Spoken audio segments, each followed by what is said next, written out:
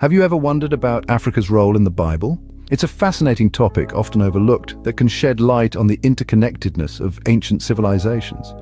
When we delve into the biblical texts, we find that Africa is not a mere backdrop, but a vibrant tapestry woven into the narrative of biblical history. Let's begin our journey by locating Africa within the biblical context. Geographically, Africa's proximity to the ancient Near East made it a crossroads of cultures, ideas, and events that have shaped biblical narratives. From the cataracts of the Nile to the sun-soaked lands of Ethiopia, Africa's landscapes have housed stories of faith, endurance, and divine encounters. As we explore, we'll be introduced to 8 distinct African individuals and events that each play a significant role in the Bible. These range from formidable queens and humble servants to prophecies and pivotal moments that change the course of history. First, we'll meet the Ethiopian Eunuch, a high-ranking official whose encounter with Philip resulted in one of the earliest conversions to Christianity. Then we'll delve into the legacy of the Cushites, a people often associated with modern-day Ethiopia and Sudan, whose presence permeates the Old Testament. We'll also discuss the enigmatic Queen of Sheba, whose legendary visit to King Solomon left an indelible mark on biblical lore. And we can't forget Simon of Cyrene, a man from present-day Libya who played a poignant role in the Passion of Christ. Egypt also figures prominently in our journey. We'll explore the biblical account of the Israelites' exodus from Egypt, a narrative that has resonated through centuries. We'll revisit the story of Joseph and Mary's flight to Egypt, a testament to the refuge that Africa provided. And we'll delve into Jeremiah's prophecies against Egypt, a vivid example of the intertwining of religion and politics in biblical times. Finally, we'll touch on the Libyans, mentioned in the book of Nahum, further showcasing Africa's pervasive presence in the Bible. So let's dive into the first character, the Ethiopian Eunuch. Our first character is the Ethiopian Eunuch from the book of Acts. In the ancient world, Ethiopia was known as the land at the end of the known world, and this eunuch, an important official in the court of the Ethiopian queen, had journeyed all the way to Jerusalem to worship. On his return trip, he encountered Philip, one of the early church's deacons. As the eunuch sat in his chariot reading the book of Isaiah, Philip approached him and began to explain the gospel of Jesus Christ. This encounter is significant because it shows the early church's mission extending beyond the Jewish people. The Ethiopian eunuch, a Gentile, was one of the first non-Jews to convert to Christianity. His conversion illustrates the broad, inclusive nature of the gospel, spanning cultures, continents, and social statuses. Next, we move on to the Cushites, another group from Ethiopia. The term Cush in the Bible often refers to an area that encompassed parts of modern-day Ethiopia and Sudan. Thus, when we encounter the term Cushites or Ethiopians in the Bible, it's this region and its people we're talking about. The Cushites hold a significant place in the biblical narrative. They are mentioned numerous times, and each mention is a testament to their influence and interactions with the Israelites. The Cushites were known for their prowess in warfare and their remarkable physical attributes. The Bible describes them as a strong and feared nation. One of the most striking mentions of the Cushites is in Numbers 12, where Moses' wife is referred to as a Cushite woman, a testament to the intermingling of the Cushite and Israelite cultures. It's a fascinating glimpse into the social dynamics of the time, hinting at the integration and acceptance that existed between these diverse peoples. In the book of Jeremiah, the Cushites are used as a metaphor for disaster, a way to illustrate the impending doom. Jeremiah 13:23 poses the rhetorical question, can the Cushite change his skin or the leopard its spots? This vivid imagery underlines the impossibility of avoiding the prophesied catastrophe. The book of Zephaniah also references Cushites, prophesying a time when all people, including the Cushites, would worship God together. This vision of a unified worship was a radical concept at the time, again highlighting the significant role Cushites played in the biblical narrative. The Cushites also appear in the book of 2 Samuel, where they bring David news of his son, Absalom's death. Here, the Cushite is a bearer of truth, however painful it may be. From these references, we can see that the Cushites were not merely peripheral figures. They were a people of strength and influence, deeply entwined in the biblical narrative.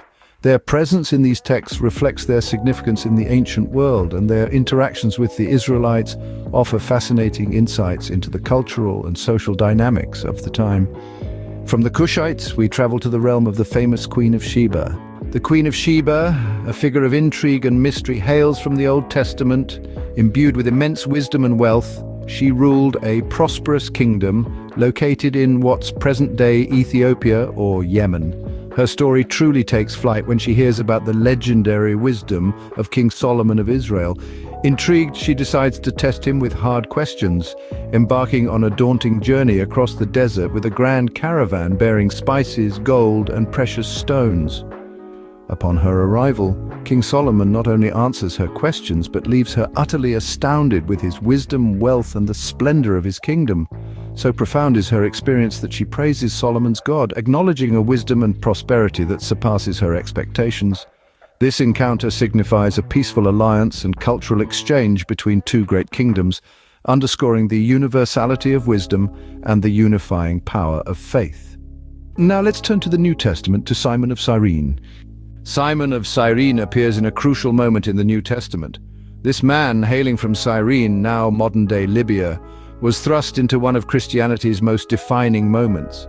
As Jesus struggled to carry his cross to Golgotha, the Romans compelled Simon, a passerby, to bear the weight of the cross. The significance of Simon's role is manifold. First, it displays the raw humanity and physical suffering Jesus endured. Even the Son of God, in his human form, needed assistance to bear the burden. Simon's act is a poignant display of compassion and shared suffering. Secondly, Simon's character is a metaphor for all believers. Just as he physically carried the cross, followers of Christ are called to take up their own crosses daily, sharing in the toils and triumphs of a life committed to faith. In essence, Simon of Cyrene, an African man, played a vital role in the crucifixion narrative, forever immortalizing his act of service. From Simon, we travel to ancient Egypt. Egypt is a country of great importance in the Bible, especially in the Old Testament. It served as the backdrop for one of the most dramatic narratives in biblical history, the Exodus. This event, which is deeply ingrained in the collective memory of the Israelites, begins with their descent into Egypt due to a severe famine. In Egypt, the Israelites initially found solace, but over time, their status shifted from guests to slaves. They were subjected to harsh labor, building storied cities for Pharaoh. But amidst these trying times, a leader was born, Moses. Raised as an Egyptian prince, Moses was in fact an Israelite by birth. Moses' life took an unexpected turn when he was called by God from within a burning bush. Tasked with leading the Israelites out of Egypt, Moses confronted Pharaoh, demanding the freedom of his people. Yet Pharaoh's heart was hardened. He refused to let the Israelites go, bringing upon Egypt the famous 10 plagues, each more devastating than the last. The final plague, the death of the firstborn, was the straw that broke the camel's back.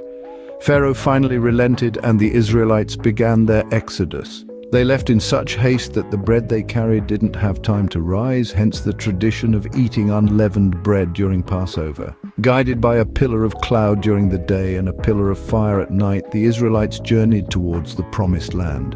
When Pharaoh tried to pursue them, they found themselves trapped between his army and the Red Sea.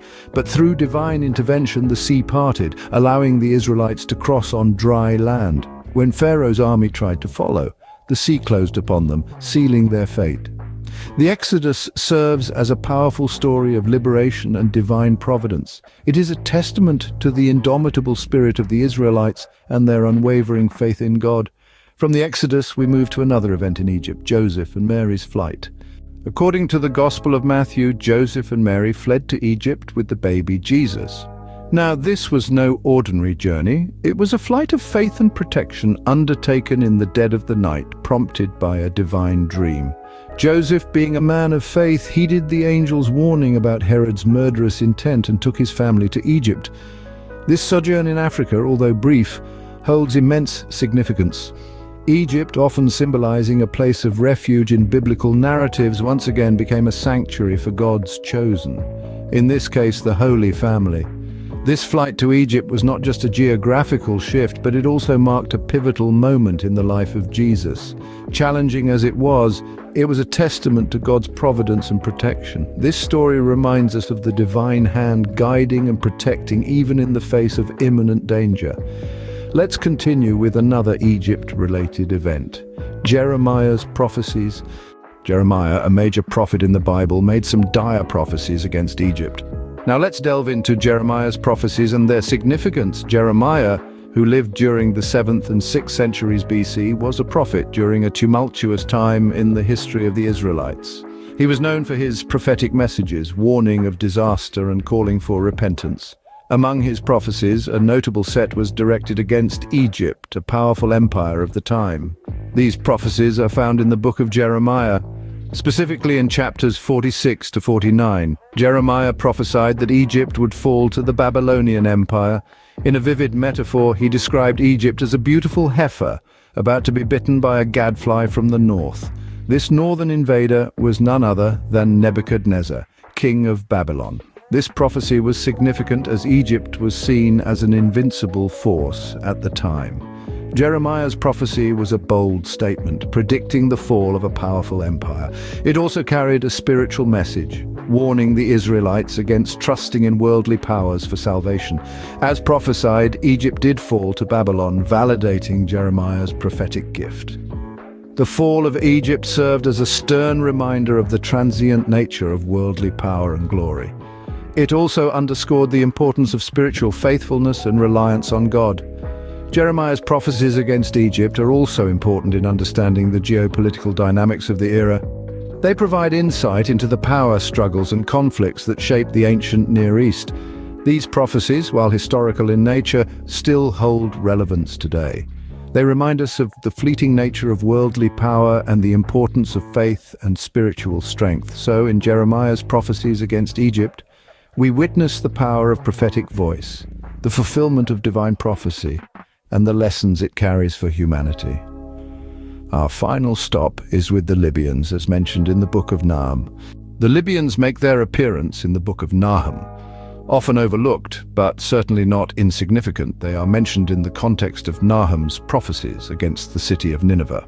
The prophet Nahum, in his vivid descriptions, speaks of the city's allies, among whom the Libyans are specifically named.